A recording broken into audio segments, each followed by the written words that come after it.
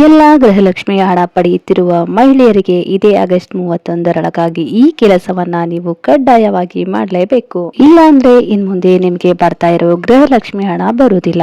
ಹಾಗೆ ನಿಮ್ಮ ಗೃಹಲಕ್ಷ್ಮಿ ಹಣ ಬರ್ತಾ ಇಲ್ವಾ, ಈ ಕೆಲಸವನ್ನ ನೀವು ಕಡ್ಡಾಯವಾಗಿ ಮಾಡಲೇಬೇಕು. ರಾಜ್ಯದ ನೂತನ ಮುಖ್ಯಮಂತ್ರಿ ಡಿ.ಕೆ. ಶಿವಕುಮಾರ್ ಅವರು ಗೃಹಲಕ್ಷ್ಮಿ ಯೋಜನೆಗೆ ಮತ್ತೊಂದು ಹೊಸ ರೂಲ್ಸ್ ಜಾರಿ ಮಾಡಿದ್ದಾರೆ. ಹೌದು, ಈಗಾಗಲೇ ರಾಜ್ಯದ ಕಾಂಗ್ರೆಸ್ ಸರ್ಕಾರ ಜಾರಿಗೆ ತಂದಿರುವ ಗೃಹಲಕ್ಷ್ಮಿ ಯೋಜನೆಯ 31ನೇ ಕಂತಿನ ಹಣ ಇಲ್ಲಿನವರೆಗೆ ಜಮಾ ಆಗಿದೆ. ಅಂದ್ರೆ ಗೃಹಲಕ್ಷ್ಮಿ ಯೋಜನೆಯ ಹಣ ಒಟ್ಟು 62,000 ರೂಪಾಯಿ ಮನೆ ಯಜಮಾನಿ ಖಾತೆಗೆ ನೇರವಾಗಿ ಜಮಾ ಆಗಿದೆ. ಮುಖ್ಯಮಂತ್ರಿಯವರು ಗೃಹಲಕ್ಷ್ಮಿ ಯೋಜನೆಯಲ್ಲಿ ಆಗುತ್ತಿರುವ ಮೋಸ ಮತ್ತು ಮೃತಪಟ್ಟವರ ಹೆಸರಿನಲ್ಲಿ ಹಣ ಜಮೆ ಆಗುತ್ತಿತ್ತು. ಡಿ.ಕೆ. ಶಿವಕುಮಾರ್ ಇದನ್ನು ತಡೆಗಟ್ಟಲು ಹೊಸ ರೂಲ್ ಜಾರಿ ಮಾಡಿದ್ದಾರೆ.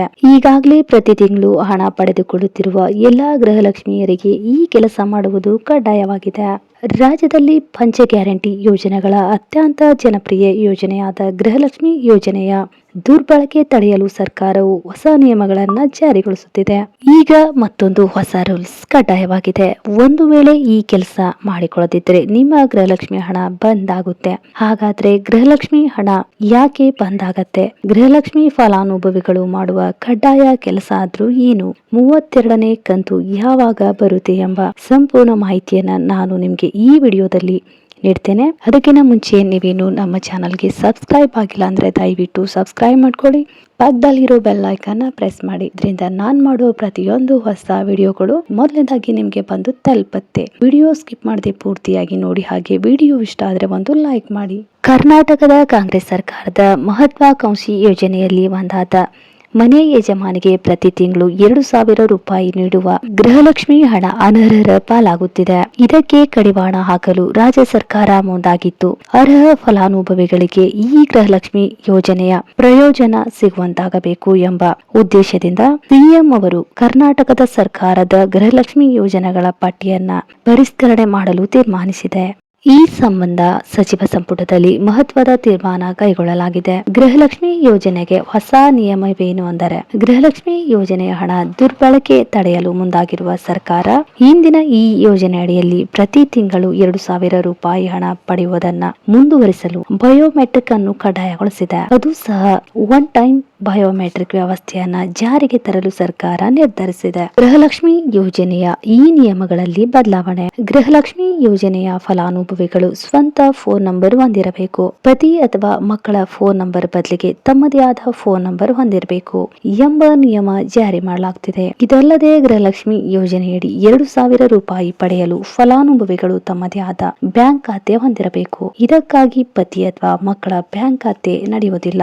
ನೀವು ಪ್ರಸ್ತುತ ಗೃಹಲಕ್ಷ್ಮಿ ಯೋಜನೆ ಪ್ರಯೋಜನ ಪಡಿತಾ ಇದ್ರೆ, ಇದನ್ನ ಮುಂದುವರಿಸಲು ಬಯಸಿದ್ರೆ ಈಗಾಗಲೇ ಬಯೋಮೆಟ್ರಿಕ್ ಅಪ್ಡೇಟ್ ಮಾಡುವುದು ಕಡ್ಡಾಯವಾಗಿದೆ. ನೀವು ಗೃಹಲಕ್ಷ್ಮಿ ಯೋಜನೆಗೆ ಮರು ನೋಂದಣಿ ಮಾಡದಿದ್ರೆ ಫಲಾನುಭವಿಗಳ ಪಟ್ಟಿಯಿಂದ ನಿಮ್ಮನ್ನ ತೆಗೆದು ಹಾಕಬಹುದು. ಈ ಪಟ್ಟಿಯಿಂದ ಈಗಾಗಲೇ 4.30 ಲಕ್ಷ ಫಲಾನುಭವಿಗಳ ಹೆಸರನ್ನು ಡಿಲೀಟ್ ಮಾಡಲಾಗಿದೆ.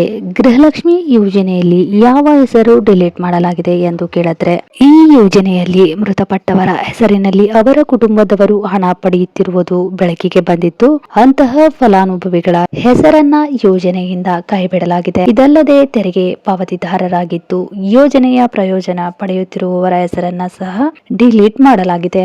ರಾಜ್ಯ ಸರ್ಕಾರದ ಗೃಹಲಕ್ಷ್ಮಿ ಯೋಜನೆಯ ಪರಿಷ್ಕರಣೆ ಬೆನ್ನಲ್ಲೇ ಇದೀಗ ಮತ್ತೊಂದು ಪ್ರಮುಖ ಗ್ಯಾರಂಟಿ ಯೋಜನೆಯಾದ ಗೃಹಲಕ್ಷ್ಮಿ ಹೊಸ ನಿಬಂಧನೆಗಳನ್ನ ಅನ್ವಯಿಸಲು ಸಚಿವ ಸಂಪುಟ ಸಭೆಯಲ್ಲಿ ನಿರ್ಧರಿಸಲಾಗಿದೆ. ಗೃಹಲಕ್ಷ್ಮಿಯ ಮಾಸಿಕ 2,000 ರೂಪಾಯಿ ಸಹಾಯಧನ ಪಡೆಯುತ್ತಿರುವ ರಾಜ್ಯದ ಲಕ್ಷಾಂತರ ಮಹಿಳಾ ಫಲಾನುಭವಿಗಳಿಗೆ ಇನ್ಮುಂದೆ ಬಯೋಮೆಟ್ರಿಕ್ ಅಥವಾ ಫೇಶಿಯಲ್ ಅಥೆಂಟಿಕೇಶನ್ ಪ್ರಕ್ರಿಯೆಯನ್ನ ಕಡ್ಡಾಯಗೊಳಿಸಲಾಗಿದೆ.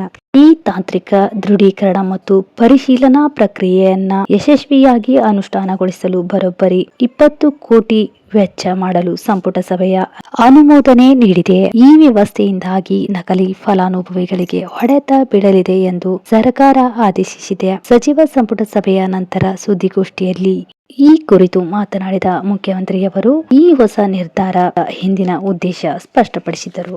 ಫೇಸಿಯಲ್ ಅಥೆಂಟಿಕೇಶನ್ ಮತ್ತು ಬಯೋಮೆಟ್ರಿಕ್ ತಂತ್ರಜ್ಞಾನದ ಮೂಲಕ ಫಲಾನುಭವಿಗಳ ಸಮಗ್ರ ಪರಿಶೀಲನೆ ನಡೆಸಲಿದ್ದೇವೆ. ಈ ಮಾಸಿಕ ನೆರವು ಕೇವಲ ನೈಜ ಹಾಗೂ ಅರ್ಹ ಫಲಾನುಭವಿಗಳಿಗೆ ಮಾತ್ರ ತಲುಪುವಂತೆ ಮಾಡುವುದು ನಮ್ಮ ಮುಖ್ಯ ಉದ್ದೇಶ.